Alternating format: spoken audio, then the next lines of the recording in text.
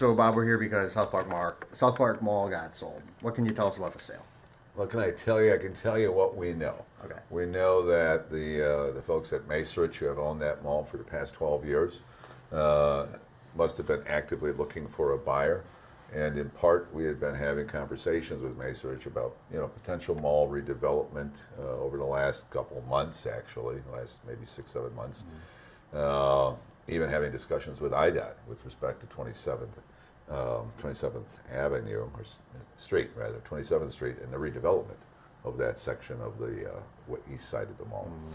So great conversations, but somewhere along the line they made a decision that they were going to sell the mall. We became aware of that within the last 2 weeks. We became aware of it, but nobody would release the name of the buyer. It was being kept hush hush, and we were respectful of that. And today we received notification officially that the buyer of the mall, Cohen Retail Investment Group out of Great Neck, New York, who is also a mall owner here in the United States, that they were the prospective purchaser. So we're now aware of that. We've reached out to them by email and by phone, and hope to learn more about what their plans are for the mall going forward. Talk a little bit about what the city wants to see at the mall. I think the city would like to see an active business area again. There's a lot of community pride here, and I think SouthPark Mall has just been one of those sore sticking points through time. And like many cities, some cities are acquiring malls and tearing them down for mixed-use redevelopment. West Dundee is a great example of that. And other successful malls in the Chicago metro area have been closed or have been partially dismembered. And then there's been new development around them. So we have no idea at this point what their plans are initially. We hope that we'll hear from them this week and start that dialogue. But we would like to see that area redeveloped. Talk about economic impact right now, because Sure. what the mall has been contributing to Moline's coffers has sort of been declining over the years, right? But Absolutely. it's still money, right? Money is still money. I mean, property tax is property tax. We've watched kind of the law of diminishing returns as the mall was being devalued and the assessment was being lowered every year the last several years. We take fewer and fewer dollars in terms of property tax. So that doesn't help the coffers. Empty storefronts inside the mall. That means there's no retail tax being generated. So, and that we're used to, right? But we do have anchors there. Von Maurer's is there, Dillard's is there.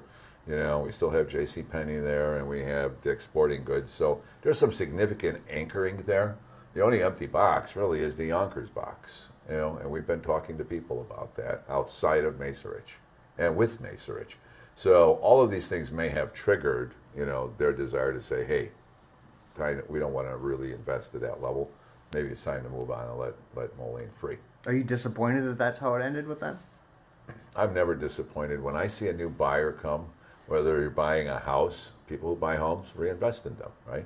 People who buy commercial properties reinvest in those.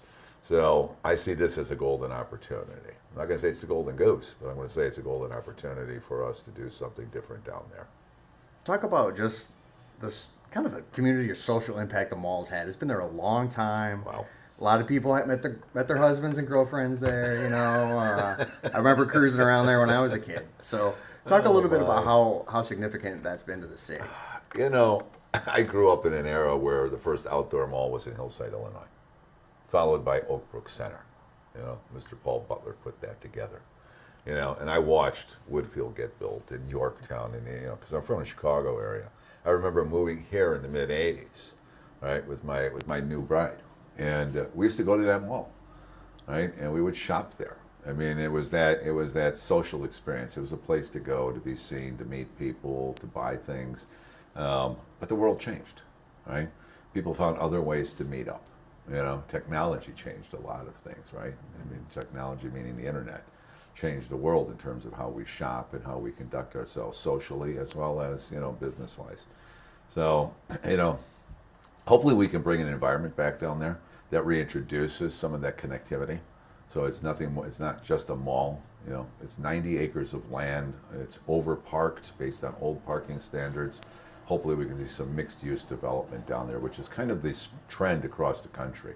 As old mall properties end up seeing mixed-use redevelopment. So there would be residential mixed in with commercial and other uses as well. Living at the mall.